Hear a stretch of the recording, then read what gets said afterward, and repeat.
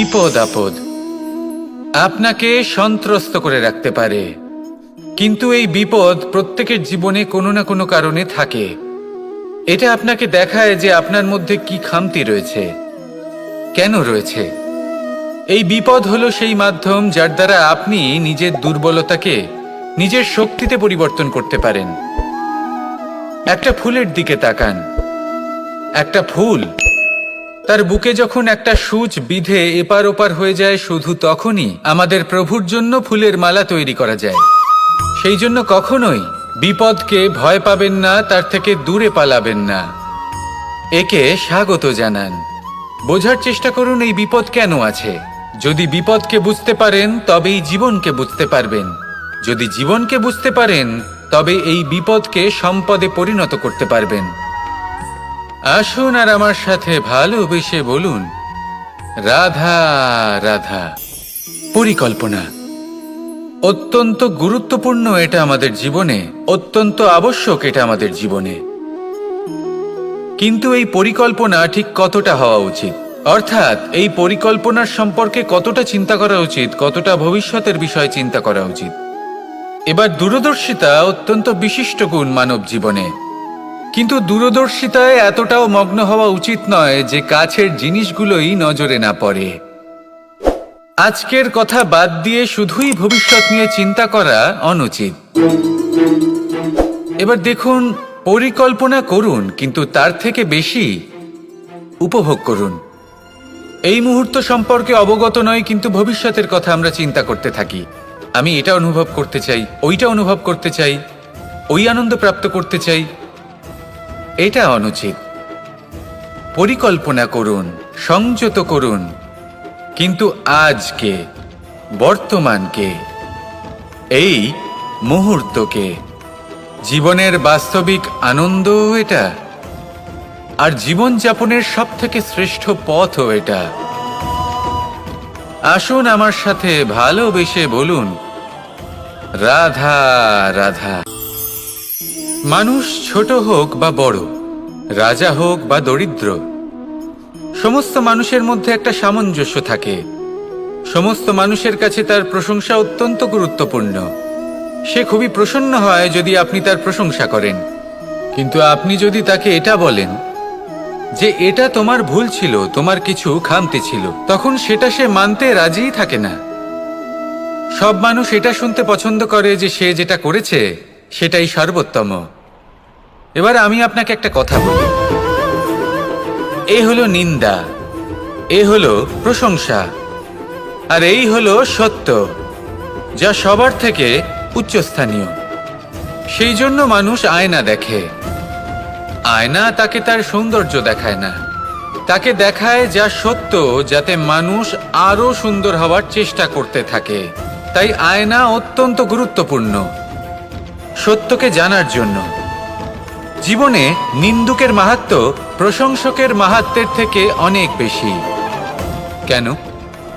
কারণ তারা আপনাকে আপনার খামতি দেখায়, আপনার ভুলগুলো বুঝিয়ে দেয়, আপনাকে একটা সুযোগ দেয় নিজেকে শুধরে নিতে, নিজেকে আরো শ্রেষ্ঠ করে তুলতে, যা প্রশংসক করতে পারে না। তাই জীবনে যদি কখনো নিন্দা করা হয়, তাকে ভালোবেসে গ্রহণ করুন, ধন্যাত্মক রূপে গ্রহণ করুন। যদি নিজেকে কোনো শিক্ষা দেওয়া সম্ভব হয় তাহলে অবশ্যই দিন। দেখবেন মন প্রসন্ন হয়ে বলবে, রাধা রাধা। আকাঙ্ক্ষা কখন লোভে পরিণত হয়ে যায় তা কেউ বলতে পারে না। এবার তার পরিণাম কি হতে পারে তাও আমরা কেউ জানি না। আজ আমি আপনাকে বলছি, কোনো ব্যক্তি সব থেকে বেশি ক্ষতির সম্মুখীন তখনই হয় যখন সে এটা মনে করে যে সে সব থেকে বেশি সুরক্ষিত স্থানে রয়েছে। সে ভাবে যে সে সেখানে সুরক্ষিত রয়েছে। সে তখন অসাবধান হয়ে পড়ে, আর তখনই তাকে জীবনের সব থেকে বড় ক্ষতির সম্মুখীন হতে হয়। নিঃস্ব হয়ে যাওয়ার পরিস্থিতি কোনো মানুষের জীবনে তখনই আসে যখন তার কাছে প্রচুর সম্পত্তি থাকে এবং সে তার থেকেও অনেক বেশি সম্পত্তি অর্জন করতে চায়। সেই অনেক বেশি সম্পত্তি অর্জন করার চেষ্টায় সে এমন কিছু করে বসে যার ফলে তাকে সমস্ত সম্পত্তি হারাতে হতে পারে। একজন রচনাকার নিজেই নিজের প্রতিভা একদম শেষ করে দিতে পারে যখন সে অনেকগুলো কাজ নিজের কাঁধে নিয়ে নেয়। একটা গুরুত্বপূর্ণ কথা সবসময় মনে রাখবেন, আজ আপনি যেখানেই থাকুন না কেন, যেমনই যে কোনো স্থানেই থাকুন না কেন, এর পেছনে আপনার আকাঙ্ক্ষার একটা বিশাল ভূমিকা রয়েছে। কিন্তু মনে রাখবেন, আপনাকে শিখতে হবে যে কখন আর কিভাবে নিজের উচ্চাকাঙ্ক্ষাগুলিকে লাগাম পরাতে হবে, কারণ এটা অত্যন্ত আবশ্যক। তাই আসুন আর আমার সাথে ভালোবেসে বলুন, রাধা রাধা। মানুষ কতটা বিচিত্র হতে পারে। সব সময় স্বপ্ন দেখতে থাকে যে কাল আমি এটা করব, কাল আমি ওটা শুরু করব, কাল আমি ওটা সম্পন্ন করব। এই যে কাল শব্দটা, এই কাল অত্যন্ত বিচিত্র এক শব্দ। আমরা সবসময় এটাকে আসতে দেখতে পাই, কিন্তু এটা আসাতে বর্তমানে পরিণত হয়। আবার আজ নতুন কাল দেখতে পাই, তার জন্য অপেক্ষা করি, যখন সেটা সামনে আসে বর্তমানে পরিণত হয়। এই কাল সবসময় একটা মিথ্যে সান্ত্বনা দেয় যে সে আসছে, কিন্তু সে কখনোই আসে না। যেটা আপনার হাতে রয়েছে তা হলো আজ, বর্তমান। তাই যা করার আছে, যা সম্পন্ন করতে চান, যা শুরু করতে চান, আজ করুন, বর্তমানে করুন।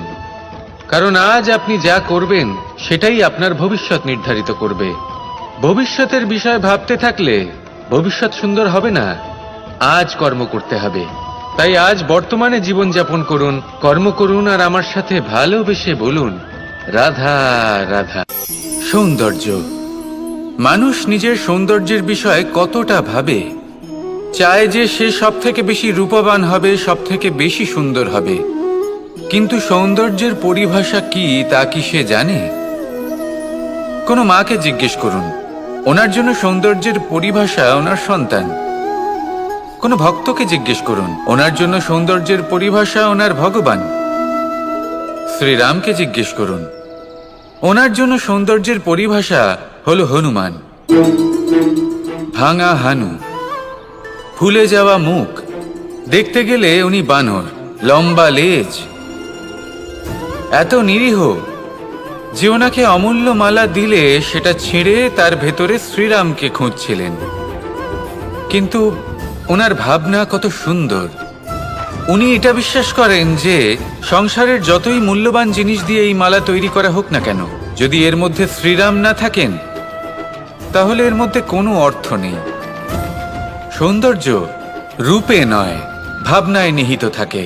যদি আপনি সৌন্দর্য প্রাপ্ত করতে চান তাহলে তা কর্মে নিয়ে আসুন, ভাবনায় এবং বিচারে নিয়ে আসুন। এই সৌন্দর্য আপনার সাথেই থাকবে। যদি আপনি সৌন্দর্যকে রূপের মধ্যে খোঁজেন তাহলে কিছুক্ষণের জন্য পাবেন, সেই সৌন্দর্য সময়ের সাথে হারিয়ে যাবে। সৌন্দর্য যদি পেতে চান, খুঁজতেই চান, তাহলে হৃদয় খুঁজুন, কর্মে খুঁজুন। মন প্রসন্ন হয়ে বলবে, রাধা রাধা।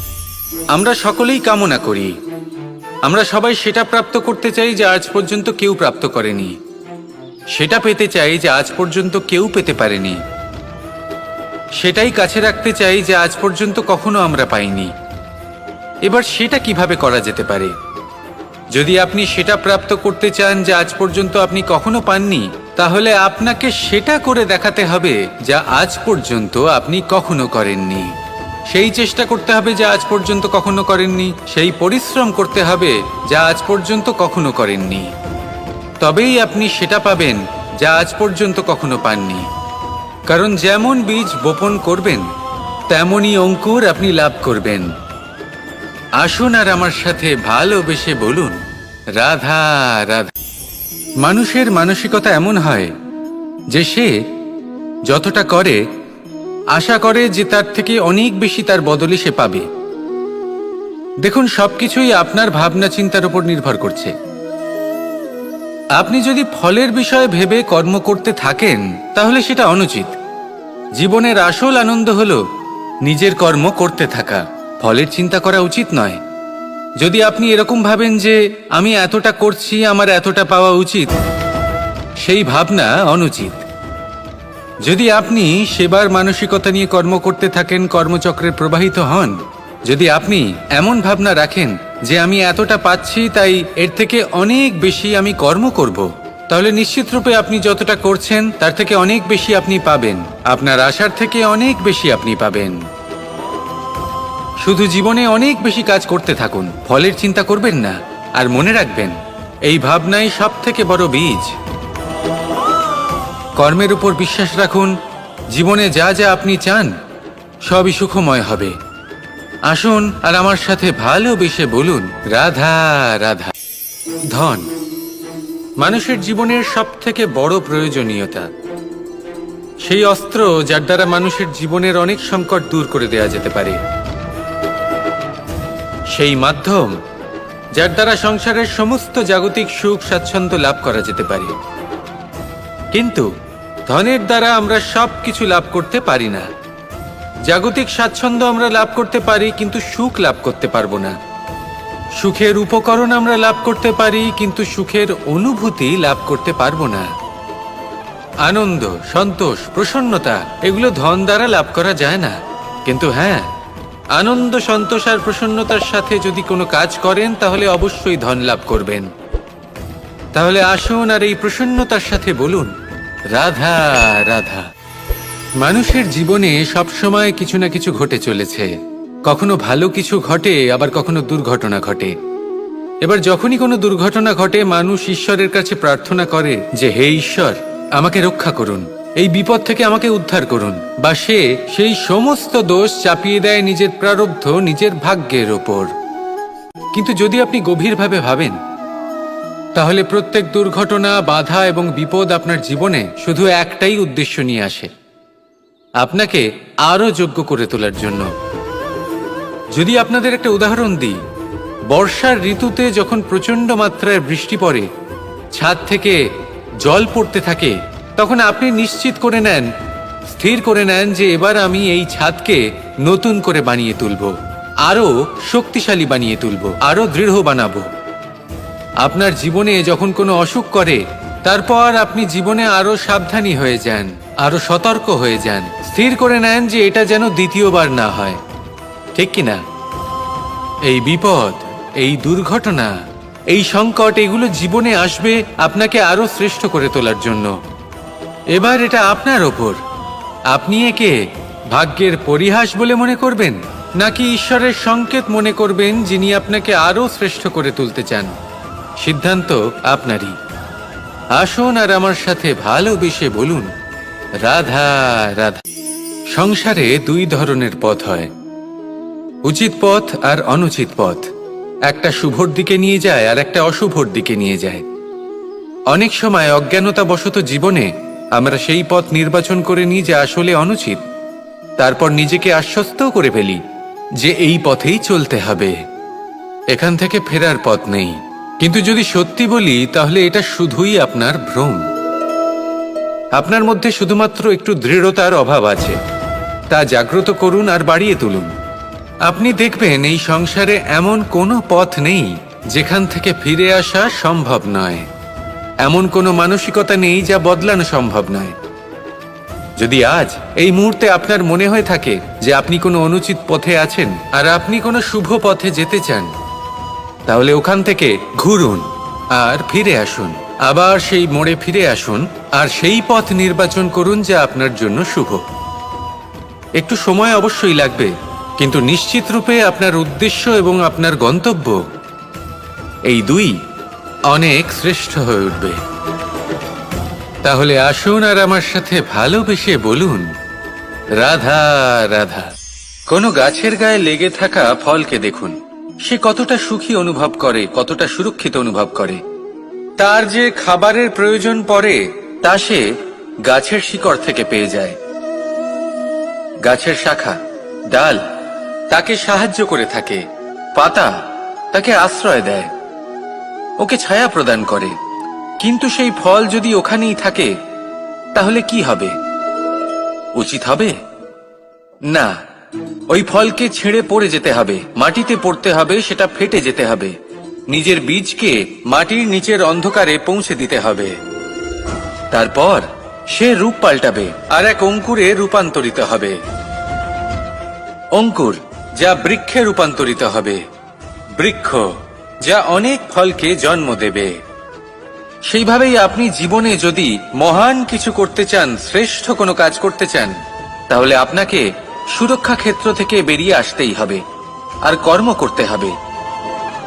দেখুন, সোনাকেও কুন্দন হবার জন্য তপ্ত হতে হয়। আপনাকেও মহান হবার জন্য কর্ম তো করতেই হবে। তাই কর্ম করুন, মহান হয়ে উঠুন, আর আমার সাথে ভালোবেসে বলুন, রাধা রাধা। কখনো কোনো চাতক পাখিকে দেখেছেন? কথায় আছে যে বছরে মাত্র একবার সে তার তৃষ্ণা মিটিয়ে থাকে, আর তাও আকাশে ভেসে থাকা মেঘের দ্বারা ঘটানো বৃষ্টির জলের ফোঁটা থেকে। আর কোথাও থেকে সে তার তৃষ্ণা পূরণ করে না। সারা বছর সে নিদারুণ গরম সহ্য করে, তীব্র শীতও সহ্য করে, শুধু এই আশা নিয়ে যে বছরে একবার অন্তত সেই মেঘের ঘন ঘটা হবে, বৃষ্টি হবে, আর সে তার তৃষ্ণা নিবারণ করবে। এটা আসলে কি? এটা আসলে বিশ্বাস। সেই বিশ্বাস যে বছরে একবার সেই মেঘ আসবে তৃষ্ণা নিবারণ করতে। যেমন দেখুন, একটা সূর্যমুখী ফুল সারা রাত অন্ধকারের সাথে যুদ্ধ করে, কারণ তার বিশ্বাস যে ভোরবেলায় সূর্য তাকে অবশ্যই দর্শন দেবেন। সেটাও বিশ্বাস ছিল যার উপর ভরসা করে মনু একটা নৌকা নিয়ে বেরিয়ে পড়েছিলেন এবং সমস্ত সৃষ্টিকে প্রলয়ের হাত থেকে বাঁচিয়েছিলেন। সেটাও ছিল ভালোবাসার প্রতি বিশ্বাস, যার উপর ভরসা করে বানর এবং ভাল্লুক সেনা নিয়ে শ্রীরাম আক্রমণ করেছিলেন সমস্ত বরদানপ্রাপ্ত অসুরগণ এবং রাক্ষসগণের লঙ্কায় এবং জয় লাভ করেছিলেন। এই বিশ্বাসই হলো এই বিশ্বের আশা। বিশ্বাস রাখুন যে আপনি হলেন সর্বশ্রেষ্ঠ এবং শুধুই নিজের কর্ম করতে থাকুন। এই বিশ্বাসের আশাই আপনাকে প্রতি মুহূর্তে বল প্রদান করবে। এ হলো আমার বিশ্বাস। আসুন আর আমার সাথে ভালোবেসে বলুন, রাধা রাধা। ভোজন। এই সংসারে যেই হোক না কেন, কোনো মানুষ হোক, কোনো প্রাণী হোক, কোনো কীট হোক বা কোনো বনস্পতি হোক, প্রত্যেকের জন্য ভোজন অতি আবশ্যক। কারণ ভোজন থেকেই শক্তি পাওয়া যায়, আর সেই শক্তি দিয়েই সংসারের, আমাদের জীবনের সমস্ত কার্য করা যায়। এবার এমন এক ধরনের শক্তি হয় যা শীতের ঋতুতে সূর্য থেকে আমরা পেয়ে থাকি, আর আরেক ধরনের উত্তাপ হয় যা দিয়ে ভোজন রান্না করা হয়, সুস্বাদু নানান ধরনের ভোজন। এবার অত্যন্ত গুরুত্বপূর্ণ হলো যে ব্যক্তি সেই ভোজন বানাচ্ছেন তার মানসিক পরিস্থিতি এবং সেই ব্যক্তি যিনি ভোজন গ্রহণ করছেন তার মানসিক অবস্থা। যখনই আপনি ভোজন বানাচ্ছেন তখন ভালোবাসার সাথে কাজটা করুন, ধন্যাত্মক ভাব নিয়ে, সৎ ভাবনার সাথে। কারণ আপনার এই মানসিক স্থিতি শক্তির আকারে সেই খাদ্যের সাথে মিলেমিশে যায়। আর যখনই আপনি ভোজন গ্রহণ করছেন তখন সদ্ভাবনার সাথে, প্রসন্নতার সাথে গ্রহণ করুন, ধন্যাত্মক ভাব নিয়ে। যদি আপনি প্রসন্নতার সাথে রান্না করেন, প্রসন্নতার সাথে খাদ্য গ্রহণ করেন, তাহলে আপনি প্রসন্নই থাকবেন, আর মন সুপ্রসন্ন হয়েই বলবে, রাধা রাধা। সংসারের বিভিন্ন ক্ষেত্রে আপনি অনেক কিছুই দেখতে পাবেন। যে কোনো খেলা, কোনো নাটক দেখতে পাবেন, কেউ কোনো খেলা খেলছে তা দেখতে পাবেন, আর দর্শকগণ এই দেখে অত্যন্ত আনন্দ লাভ করেন, হাততালি দিতে থাকেন, প্রশংসা করতে থাকেন, নিজের অন্তরের উৎসাহ প্রকাশ করতে থাকেন। কি দেখে করেন? সেই সমস্ত খেলোয়াড়দের দেখে করেন যারা এই খেলাটা খেলছে, তাই না? কিন্তু অনেক সময় সেই খেলোয়াড়রা সেই খেলার আনন্দ উপভোগ করতে পারেন না, কারণ ওনারা চাপা পড়ে যান তাদের কামনার চাপে। জয় লাভ করার কামনা, প্রথম স্থান লাভ করার ইচ্ছে, প্রতিযোগিতায় সব থেকে এগিয়ে থাকার ইচ্ছে তাদেরকে এই খেলা উপভোগ করতেই দেয় না।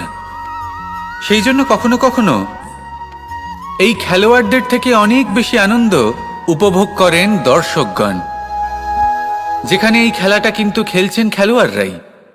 আমি এটা বলছি না যে এই ইচ্ছে, এই আকাঙ্ক্ষা অনুচিত না, কিন্তু তার সাথে সেই খেলা, সেই কর্মের আনন্দ উপভোগ করাও অত্যন্ত গুরুত্বপূর্ণ।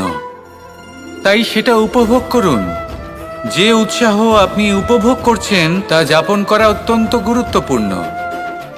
দেখুন, সত্যি বলতে এটা কিন্তু আপনার অধিকারও বটে। আপনি যে কর্ম করছেন তার ফল তো আপনি অবশ্যই পাবেন। সেটা যখন আপনি পাচ্ছেন তখন আপনার তা উপভোগ করা উচিত।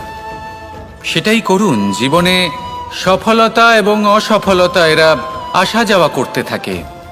যখন সাফল্য আসবে তখন তা উপভোগ করুন, যখন অসফলতা আসবে তখন তার থেকে শিক্ষা লাভ করুন। সাফল্য আপনার কাছে আবার ফিরে আসবে। আর এই মন, আপনি তো জানেন, এই মন প্রসন্ন হয়ে বলবে রাধা রাধা।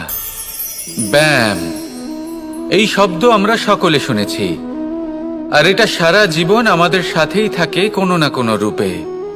যখন আমরা জন্মগ্রহণ করি, চলতে শিখি, প্রথমে আমরা হামাগুড়ি দিয়ে চলি, পরে চলতে চেষ্টা করি কিন্তু পড়ে যাই। তখন আমাদের বাড়ির গুরুজনেরা আমাদের আটকান না। ওনারা মনে করেন এইভাবেই আমাদের সন্তান চলতে শিখবে, এইভাবেই তার পা আরো মজবুত হবে, যা অত্যন্ত গুরুত্বপূর্ণ। এইবার জীবনকালে যতই আমরা এগোতে থাকি, এই ব্যায়াম বিভিন্ন রূপে আমাদের সাথেই থাকে। কিন্তু আপনি কি জানেন যে এই ব্যায়ামের তাৎপর্য আসলে কি? আপনি কি জানেন এই ব্যায়ামের মর্ম আসলে কি? যখনই আমরা এই ব্যায়াম করি, আমাদের শরীরের মাংসপেশি ক্ষয় হয়। প্রথমে তা ক্ষয় হয়, তারপর আবার তা নির্মিত হয়। আরো শ্রেষ্ঠ, আরো শক্তিশালী মাংসপেশি আমরা লাভ করি। অর্থাৎ এই ব্যায়াম হলো সৃজনের বিজ্ঞান। এই ব্যায়াম আমাদের জন্য অত্যন্ত আবশ্যক। সেই জন্য জীবনে যখনই কোনো কিছু নষ্ট হয়ে যায়, চলে যায়, তখন হতাশ হয়ে পড়বেন না, তাকে পুনর্নির্মাণ করার চেষ্টা করবেন। আর এই শিক্ষা আমরা লাভ করি পাখিদের থেকে। যখনই বর্ষা হয়, ঝড় আসে, যখন পাখির বাসা ভেঙে চুরমার হয়ে যায়, তারা হার মেনে নেয় না। সে আবার অল্প অল্প করে সব খুঁজে একত্রিত করে আবার নিজের বাসা বানিয়ে তোলে। পুনরায় এক জীবনকে জন্ম দেয়, এক নতুন পরিবারকে জন্ম দেয়। তাই মনে রাখবেন, জীবনে এইভাবেই যদি আপনি নির্মাণ করতে চান, সৃজন করতে চান, তাহলে সেই নির্মাণের জন্য ভাঙনের অভিজ্ঞতা থাকা অত্যন্ত আবশ্যক। ভগ্ন বস্তুকেও সম্মান করা অত্যন্ত আবশ্যক। এই আচরণ মনে নিয়ে আসুন। মন প্রসন্ন হয়ে বলবে রাধা রাধা। মানুষ যখন কোনো শক্তি লাভ করে তখন সে নিজেকে বলশালী মনে করে। শক্তি লাভ করলেই তার মধ্যে অহংকার চলে আসে, অভিমান চলে আসে। তার কারণ হলো সে একটা সহজ কথা বুঝতেই পারে না। এই সব যা হচ্ছে সময়ের জন্য হচ্ছে। সময়ের থেকে বেশি বলশালী আর কেউ নেই। এই সময়ের জন্যই রাবণ ভক্তি দ্বারা কৈলাস পর্বত তুলে নিয়েছিলেন। আবার সেই সময়ের জন্যই, সেই কারণেই রাবণকে বধ হতে হলো। তার সাথে সাথে রাক্ষস কুলও ধ্বংস হয়েছিল এবং লঙ্কাও ভস্ম হয়ে গেছিল। দেখতে গেলে জন্ম থেকে মৃত্যু পর্যন্ত এই যে সময়, সেটাই হলো জীবন। কিন্তু তার মধ্যেও যা সময় আসে, কোনো কারণেই আসে। সেই সময় আমরা যাপন করে কিছু শিখতে পারি। তাই আজ যে সময় আপনার হাতের কাছে আছে, তাকে মুষ্টিবদ্ধ করে রাখুন, তাকে সামলে রাখুন, তাকে সংযত করে রাখুন। অনুভব করুন, তার থেকে কিছু শিখুন, তাকে কোনোভাবেই ব্যর্থ হতে দেবেন না। আর এটা জেনে রাখুন যে ভবিষ্যতে যা কিছু হতে পারে, যা কিছু হতে চলেছে, সেটা না আপনি জানেন আর না তা আপনার বশে রয়েছে। সেই জন্য আজ অহংকার বা অভিমান করে নিজের ভবিষ্যতের ক্ষতি করবেন না, সেই অনর্থ ঘটাবেন না। এটাই হলো সময়ের অর্থ। আসুন আমার সাথে ভালোবেসে বলুন রাধা রাধা। কথায় আছে, যখন আপনি যুদ্ধক্ষেত্রে দাঁড়িয়ে, তখন শত্রুকে পিঠ দেখিয়ে পালিয়ে যাওয়া বা পিছু হটে যাওয়া অত্যন্ত অনুচিত যুদ্ধনীতি হয়। কথায় আছে যে শ্রেষ্ঠ যুদ্ধ নীতি হলো সেটাই, যেখানে আপনি অস্ত্র হাতে নিয়ে এগিয়ে যান, সাহসের সাথে যুদ্ধ করে শত্রুকে পরাস্ত করে ফিরে আসেন। আর সেটাই আমি করেছিলাম। তখন মহাভারত রচনা হয়েছিল, কারণ তখন ধর্মরক্ষা করা আবশ্যক ছিল। কিন্তু এমনও একটা সময় ছিল যখন আমি যুদ্ধ থেকে পালিয়েছি, কারণ তখন প্রজাদের সুরক্ষা বেশি গুরুত্বপূর্ণ ছিল। আমার গায়ে যুদ্ধ বিমুখ হবার কলঙ্ক লাগিয়েছিল, কিন্তু ঠিক আছে, আমি সেটাই করেছিলাম যেটা প্রয়োজনীয় ছিল। শ্রীরামও লঙ্কা গিয়ে রাবণকে হত্যা করার পূর্বে 4 মাস ধরে অপেক্ষা করেছিলেন। অপেক্ষায় ছিলেন কবে সেই সেতু সম্পন্ন হবে। তারপরে গিয়ে রাবণকে পরাস্ত করলেন, তাকে বধ করলেন। জীবনে কখনো কখনো থেমে যাওয়া বা পিছু হটে যাওয়া কার্যকর হতে পারে। এটা প্রত্যেক সময়ের উপরে নির্ভর করে। শত্রু যে কেউ হতে পারে, যখন খুশি আক্রমণ করতে পারে। কোনো মানুষ হতে পারে, আবার কোনো দানবও হতে পারে। আমাদের নিজেদের মানসিকতা হতে পারে, কোনো অসুখ হতে পারে, মহামারীও হতে পারে। সেক্ষেত্রে সেটাই করুন যেটা উচিত মনে হয়।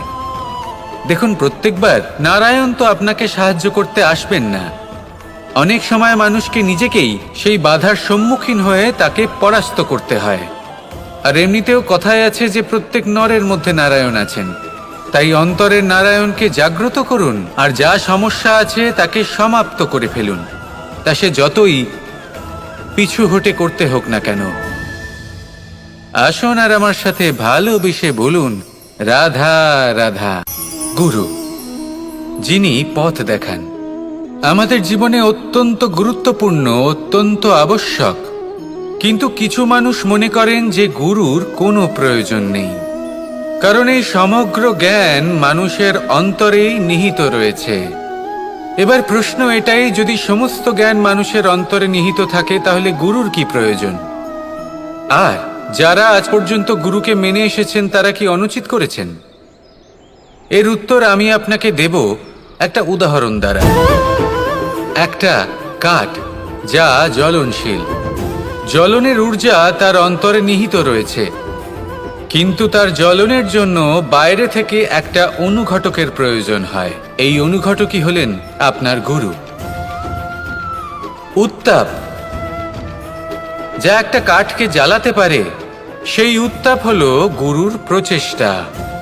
যদি সেই গুরুই না থাকে, তার প্রচেষ্টাই না থাকে, তাহলে সেই সমস্ত জ্ঞান যা মানুষের অন্তরে নিহিত, তা ব্যর্থ হয়ে যাবে। যদি আপনার সাথে আপনার গুরু থাকেন, আপনার পথ প্রদর্শন করেন, আপনার অন্তরের জ্ঞানকে বাইরে নিয়ে আসতে পারেন, তাহলে তাকে সম্মান করুন। আর আমার সাথে ভালোবেসে বলুন, রাধা রাধা। মানুষ সত্যের সাথে অবগত হবার জন্য ব্যাকুল হয়ে থাকে, চিরকাল চেষ্টা করতে থাকে। জন্ম থেকেই তার মনে এই ইচ্ছে জাগ্রত হয় সত্যিটা কি সেটা জানতে। এবার এই ইচ্ছে, এটা পূর্ণ কিভাবে করা যেতে পারে? কারণ মনে হয় যে জ্ঞান অর্জন করলেই এই ইচ্ছে পূর্ণ হতে পারে। তাই কেউ কেউ জ্ঞানের পেছনে ছুটতে থাকেন। কেউ এটা ভাবেন যে এই ইচ্ছে পূর্ণ করা যেতে পারে ধন আর শক্তির দ্বারা, তাই তারা ধন আর শক্তি প্রাপ্ত করতে চান। কেউ আবার ভাবেন যে অন্তরের মন্থন দ্বারা এটা সম্ভব হতে পারে। এবার এটাও সত্যি যে মন্থন করলে অমৃত লাভও সম্ভব হতে পারে, কিন্তু তার জন্য এই মন্থন করার জন্য একটা উচিত দিকে অগ্রসর হওয়া প্রয়োজনীয়। উচিত সংযমের দ্বারা সামনে এগোতে হবে, আর কোনো আশা না করে সামনে এগিয়ে যেতে হবে, তবেই এটা সম্ভব হতে পারে। একটা বাদ্যযন্ত্রের কথা ভেবে দেখা যাক। তার থেকে সুর তখনই নির্গত হয় যখন তার তারগুলি ঠিক করে বাঁধা হয়। যদি বেশি বেঁধে ফেলা হয়, তাহলে তার ছিঁড়ে যেতে পারে, আর যদি ঢিলে থেকে যায়, তাহলে তার থেকে উচিত সুর নির্গত হবে না। একটা অত্যন্ত গুরুত্বপূর্ণ কথা মনে রাখবেন, সত্যকে লাভ করার প্রাথমিক আধার হল অনুশাসন। জীবনে এই অনুশাসন আনুন, সত্য আপনা আপনি আপনার কাছে চলে আসবে, আর এই মন প্রসন্ন হয়ে বলবে, রাধা রাধা। অহংকার এ হলো ছোট একটা শব্দ, কিন্তু এর প্রভাব অত্যন্ত বৃহৎ হয়ে থাকে। আর সব থেকে বড় সমস্যা হলো, মানুষ আজ অবধি বুঝতেই পারেনি যে এই অহংকারের বাস্তব রূপ কিরকম। কেউ একে গর্বের নাম দেন, কেউ একে আত্মসম্মানের নাম দিয়ে থাকেন, এবং কোথাও একটা এমন সময় চলে আসে যখন সময় এই অহংকারকে ভেঙে খান খান করে দেয়। আর তখন না গর্ব আপনাকে বাঁচাতে পারে, না আপনার আত্মসম্মান। এখন যদি আপনাকে উদাহরণ দিই, তাহলে যেখানে আপনি বসে আছেন সেই ঘরেই ওপরে তাকান। সেই ছাদের দিকে। যদি এই ছাদ অহংকার করতে থাকে যে দেখো, আমি তো সব থেকে উঁচু জায়গায় আছি, আমার চেয়ে ওপরে আর কেউ নেই, আমি এই ঘরে থাকা সমস্ত ব্যক্তিকে ছায়া প্রদান করি, যদি এই অহংকার এসে যায় তাহলে কি? একবার ভেবে দেখুন, যদি পরের দিন তার উপর আরো একটা তলা বানিয়ে দেওয়া হয় তাহলে কি? এই ছাদ, যার নিজের উঁচু হবার অহংকার ছিল, যে সব থেকে ওপরে ছিল, সে এবার পায়ের তলায় চলে এসছে। এটাই হয়ে থাকে। মনে কখনোই অহংকার পোষণ করবেন না। যদি মনের মধ্যে কিছু রাখতে চান তাহলে প্রেমের ভাব রাখুন, স্নেহ রাখুন। এই অহংকারকে আপনি যা ইচ্ছে নাম দিন, গর্ব হোক, আত্মসম্মান হোক, এর দ্বারা আপনার কোনোভাবেই কোনো লাভ হবে না। তাহলে এই অহংকারকে ত্যাগ করুন আর আমার সাথে ভালোবেসে বলুন, রাধা রাধা। কখনো কোনো বৃক্ষকে দেখেছেন? এই ধরিত্রী থেকে ততটুকুই জল নেয় যতটুকু তার প্রয়োজন। কোনো প্রাণীকে দেখুন, এই প্রকৃতি থেকে ততটুকুই খাবার গ্রহণ করবে যতটুকু তার খিদে রয়েছে, খিদে মিটে গেলে আর খাবে না। এবার মনুষ্যকে দেখুন, সে নিজের জীবনে যা কিছু পেয়েছে, বস্তু, ধন, খাবার, শক্তি, প্রয়োজনের থেকে অনেক বেশি লাভ করার চেষ্টা করে থাকে। প্রয়োজনের থেকে বেশি যদি পেয়েও যায় তাহলেও তার কম মনে হয়। এবার এরকম ঠিক কেন হয়? এর পেছনের কারণ কি? কারণ হলো লোভ। লোভের আগুন কিছু এমন হয়, যদি মানুষের মনে একবার প্রজ্বলিত হয় তাহলে শুধু বাড়তেই থাকে। ততক্ষণ বাড়বে যতক্ষণ না আপনি নিজে তাকে বাধা দিচ্ছেন। তবে এই লোভের আগুন নিয়ন্ত্রণ করা সম্ভব। পরিমিতিবোধ, পরিমিতিবোধের চিন্তা। আপনাকে শুধু নিজেকে একটা সরল প্রশ্ন করতে হবে। যখনই মনের মধ্যে কোনো বস্তুর প্রতি, শক্তির প্রতি, ধনের প্রতি, ভোজনের প্রতি লোভ বেড়ে যায়, নিজেকে প্রশ্ন করুন, এটা কি আমার কাছে ততটাই প্রয়োজনীয় যতটা একটা বৃক্ষের কাছে জল, যতটা একটা প্রাণীর কাছে ভোজন? এটা কি ততটাই প্রয়োজনীয়?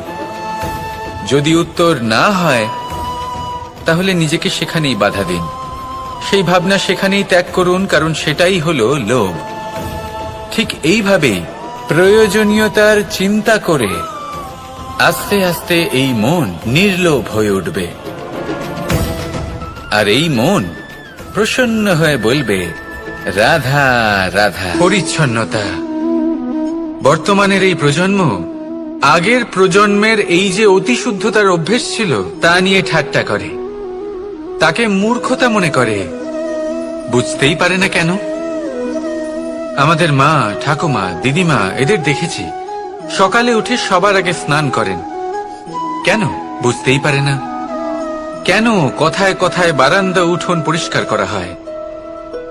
বুঝতেই পারে না।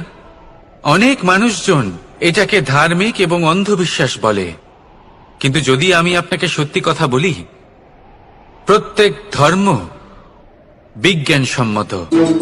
প্রত্যেক কাজের পেছনে বৈজ্ঞানিক সত্যতা লুকিয়ে রয়েছে, কিন্তু প্রত্যেক মানুষ সেই নিয়ে কতটা ভাবেন, কতটা বোঝেন আর কি পদক্ষেপ নেন তা হলো আলাদা এবং অত্যন্ত গুরুত্বপূর্ণ, কিন্তু তা হলো বিজ্ঞানসম্মত।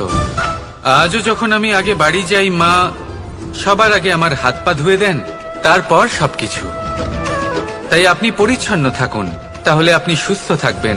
তখনই আপনার মনে ভক্তিভাব আসবে, তখনই এই সমগ্র সংসারকে সামলানোর শক্তি অর্জন করতে পারবেন। তাহলে পরিচ্ছন্ন থাকুন, সব ভালো থাকবে। রাধা রাধা। ধর্ম। আমরা সকলে ধর্মের বিষয়ে কথা বলি, কখনো নিজের ধর্মের বিষয় আর কখনো অন্যের ধর্মের বিষয়। কখনো আমরা অধর্ম দেখলে সেই বিষয়ে কথা বলি। অনেক রকম আলোচনা হয়, কিন্তু এই ধর্ম আসলে কি সেটা কি কেউ বোঝে? যদি আমি আপনাকে উত্তর দিই, এই উত্তর সরল। ধর্ম হলো তাই যা মানুষকে অন্য মানুষের সাথে, সমস্ত বিশ্ব সংসারের সাথে আনন্দ সহকারে বাঁচতে শেখায়। সেই জন্য আপনি যদি কখনো কোনো ধর্মীয় স্থানে যান, সেই ধর্মীয় স্থানে গিয়ে আপনার শান্তির অনুভূতি হয়, তাই না? কিন্তু দেখুন, ধর্মের জ্ঞান থাকলেই সেই মানুষ ধর্মের পথে চলতে পারবে এমন কোনো কথা নেই। অনেক সময় সম্পর্কে যখন সংঘর্ষ বেড়ে যায়, তখন ইচ্ছের জন্ম হয়, ক্রোধের জন্ম হয়, অহংকারের জন্ম হয়, আর তারপর বিনাশ হয়ে যায় এই ধর্মের। সেই জন্য দ্বিতীয় সবথেকে গুরুত্বপূর্ণ গুণ যা আমার সারথীর মধ্যে থাকা উচিত, তা হলো ধর্মবীর হওয়া।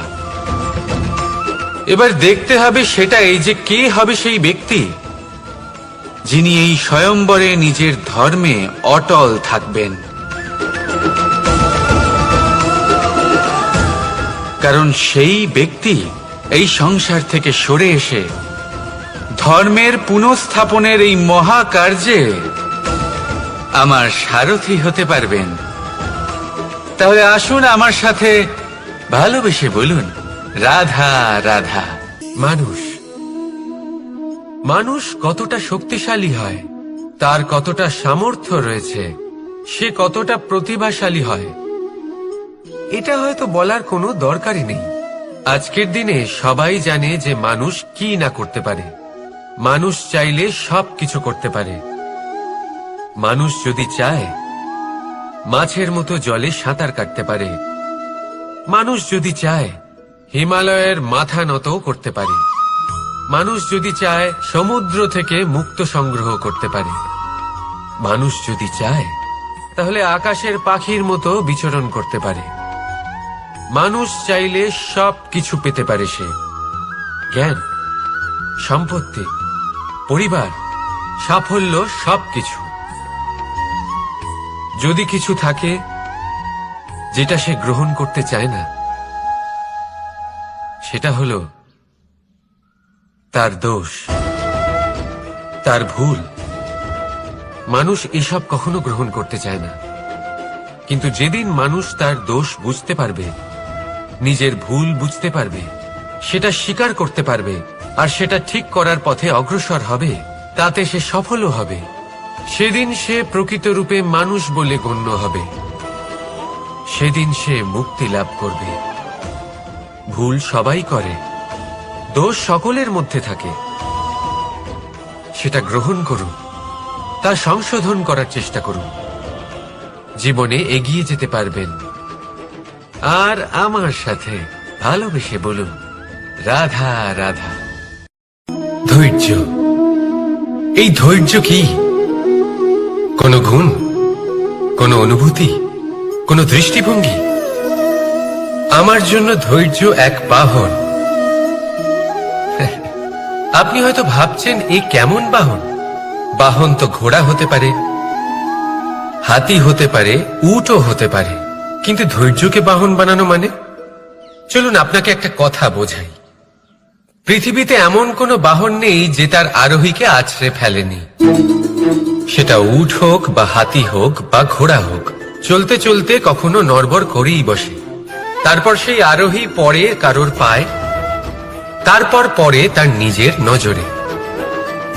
কিন্তু ধৈর্যরূপী বাহন কখনো কাউকে ফেলে না, কখনো না। না সেই আরোহী কারোর পায়ে পড়ে, আর না তো নিজের নজরে। কারণ ধৈর্য আপনাকে বিবেক প্রদান করে। বিবেক আপনাকে পরিকল্পনায় সাহায্য করে, আর পরিকল্পনা প্রদান করে আপনাকে শক্তি, আপনার লক্ষ্যের দিকে অগ্রসর হওয়া। বুঝলেন? ধৈর্যকে সঙ্গে রাখুন, নিজেকে আরো ধৈর্যশীল করে তুলুন। এই ধৈর্যের সাহায্যে আরোহণ করে দেখুন কিভাবে এই বাহন আপনাকে আপনার গন্তব্যে পৌঁছে দেবে। রাধা রাধা। ভগবান প্রত্যেক কঠিন পরিস্থিতিতে এই নামই আছে যা আমাদের উপায় দিয়ে থাকে। ব্যক্তি যান, ভগবানের পুজো করেন, আরাধনা করেন, ব্রত পালন করেন, মন্দিরে যান, পুজো পাঠ করেন, ভগবানকে জাগিয়ে তোলেন, আর তারপর শুরু হয় সমস্ত প্রশ্ন। হে ভগবান, আমার সাথে এরকম কেন হচ্ছে? কেন আমারই জীবনে এত দুঃখ আছে? আমি কিভাবে এর সম্মুখীন হব? আমাকে কেন এত কষ্ট ভোগ করতে হচ্ছে? হে ভগবান, আমি কি করব? আমাকে সাহায্য করুন, কোনো রাস্তা দেখান।